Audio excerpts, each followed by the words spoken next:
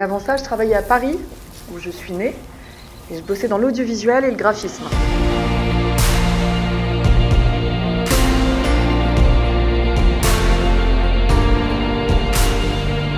C'est la meilleure chose qui me soit arrivée.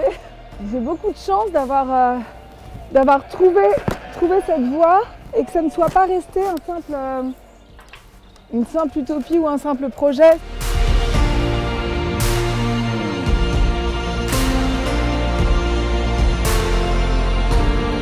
Chaque fois que je venais ici, au moment d'en repartir, c'était un déchirement et j'avais l'impression d'aller m'enfermer dans un petit appart à Paris et je devenais progressivement agoraphobe, complètement neurasthénique.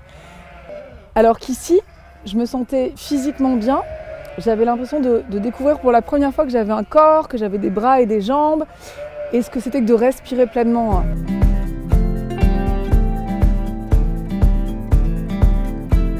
Au début, je ne souhaitais pas être militante et j'ai découvert que chaque fois que je voulais faire entendre mes droits, ça devenait un combat pour faire reconnaître le fait que j'étais une femme, que j'étais indépendante, que j'étais mère célibataire, que je faisais certains choix techniques dans les races que je voulais élever. J'ai pas pris de vacances depuis 10 ans, si j'ai peut-être pris 3-4 jours. 3-4 jours à la Toussaint, parce que la Toussaint, c'est le moment où il y a beaucoup moins de travail. Je ne me suis jamais absentée de bergerie. Donc je ne sais pas quelle tête elle ferait si ça arrivait, qu'elle voyait quelqu'un d'autre leur distribuer le foin. Elles sont tellement gourmandes que ça passerait très bien. Alors les grandes, faut me laisser ouvrir. Voilà.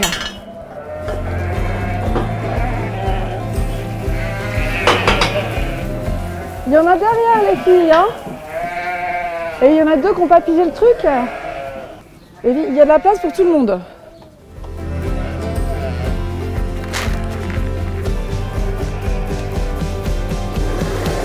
Je vis depuis 1 an parce que j'ai fini de rembourser mes emprunts il y a 1 an. Mais pendant les 7-8 premières années, c'était de la survie hyper angoissante parce qu'en fait, j'avais des gros emprunts à rembourser. Et donc, je ne me payais un quart de SMIC, un tiers de SMIC, un demi-SMIC. Ça a grandi progressivement. De nos jours, 130 brebis, ça ne permet pas de générer assez de revenus pour payer une seule personne. En France, on considère que pour faire vivre une personne, il faut élever 600 brebis.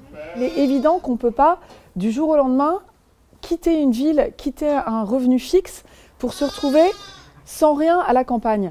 Il faut aller le plus tôt possible se confronter au réel. La plus grande désillusion, ça a été de voir à quel point l'administration est un rouleau compresseur pour les petits agriculteurs atypiques comme moi et à quel point tout est fait pour qu'on s'en sorte pas.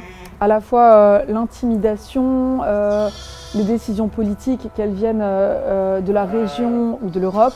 Ça, la découverte de la réglementation à la tête du client et tout ça, ça a été la chose la plus violente que j'ai découverte. Alors, est-ce que ça va? Yeah! Dans des petites exploitations comme la mienne, l'équilibre économique ne permet pas ni de mécaniser quoi que ce soit, ni d'acheter du matériel hyper pratique. On est obligé de bosser comme au Moyen-Âge. Hop, est-ce que ça... Oui, ça va peut-être se casser la figure. Attendez les meufs, attendez. Je fais au mieux. Je me suis installée quand j'avais 31 ans et là j'en ai 40. Et je vois bien que ma manière de travailler est sans doute pas durable physiquement jusqu'à ce que j'ai 65 ans. Puisque comme tout est très basé sur ma force physique et ma capacité à faire les choses moi-même, à la main, ça me paraît difficilement envisageable d'être toujours à escalader des barrières et à sauter comme ça dans 25 ans. On va voir s'il y a des naissances depuis 3 heures, parce que je suis venue il y a environ 3 heures. Celles qui ont un énorme gros ventre comme celle-là, ça doit pas tarder. Dans les cases, celles qui ont déjà mis bas, alors pas elle parce qu'en fait, elle a mis bas et elle a laissé mourir ses 2 agneaux. Toi, tu es une greluche et donc elle est punie puisqu'elle est en tarissement. C'est-à-dire qu'elle est toute seule, sans eau et sans alimentation, pour que ses mamelles puissent arrêter de produire du lait et que ça ne s'engorge pas et que ça ne tourne pas à l'infection. Donc elle vit son deuil et elle est punie. Celui-là, il est né il y a 2 jours, donc peut-être bien qu'il va sortir aujourd'hui. Une fois qu'ils ont passé 3 jours dans des cases individuelles avec leur maman, je les mets souvent dans des cases à 3 ou 4 brebis avec les agneaux, puis dans des cases à 10 brebis pour pas qu'ils soient trop impressionnés dès le début. C'est vraiment des petits choix qui n'ont pas l'air très stratégiques, mais qui parfois peuvent conduire à ce qu'un agneau se développe bien ou se développe pas du tout. Regarde.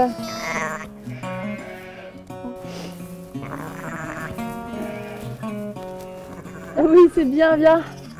Regarde, il est là, il est là. Non, c'est lui. Viens. Merde. Viens, il est là. Hop. Hop. Ça va? Même si l'agneau, il tente de téter un peu tout le monde, bon bah il va découvrir que quand on se prend un coup de tête, c'est que c'était pas la bonne maman. Hein. Pour qu'il puisse avoir accès au pré-salé, la réglementation, c'est de les castrer. Sauf si on veut en faire un bélier. Donc il faut que je décide ça dans les 2-3 jours qui viennent. Ça et ça. J'ai appris tout ça au lycée agricole. J'ai refait des études et c'est génial de reprendre des études quand on sait à quoi ça va servir. Attention, ça va piquer. Oui, c'est courageux de ta part, mais le pire est à venir. Là, on va le castrer.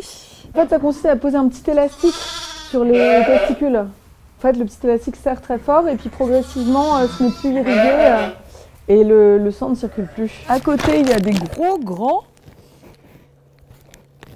qui vont y avoir droit. On retrouve mon numéro d'élevage, c'est-à-dire que même s'il est vendu à l'étranger ou si je le vends à l'autre bout de la France, sur sa boucle, c'est sa carte d'identité. Bon, allez, un dernier candidat. Personne ne se dévoue. Je vous comprends. Celles-là sont que des brebis dont j'ai choisi, que j'ai choisi une parure en disant toi, t'es belle, t'es prometteuse, tu vas devenir une maman. Alors je suis bavarde, donc je leur parle beaucoup. Ça va? Je pense que comme tous les animaux, elles ressentent dans le ton de voix si on leur veut du bien.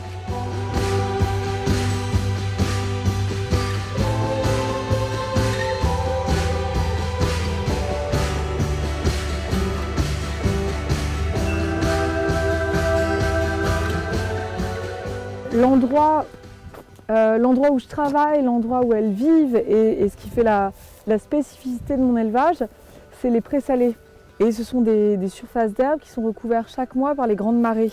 Elles peuvent donc se nourrir quasiment toute l'année en étant en liberté sans avoir besoin qu'on leur donne de la nourriture artificielle. Donc par rapport à mes valeurs d'élevage, c'est vraiment important puisqu'elles vivent à leur rythme, elles broutent l'herbe qu'elles veulent à leur rythme et elles peuvent circuler sur 300 hectares. Il y a tellement d'éleveurs, à la fois des éleveurs de vaches mais aussi des éleveurs de moutons, dont les animaux ne broutent plus d'herbe. Des animaux qui sont tout le temps enfermés et qui mangent du foin ou des céréales, ou du maïs, encore pire. Donc défendre le lien des animaux à l'herbe, c'est assez militant. Et comme c'est très rare de trouver de la viande uniquement issue d'animaux à l'herbe, ça en fait une viande de grande qualité.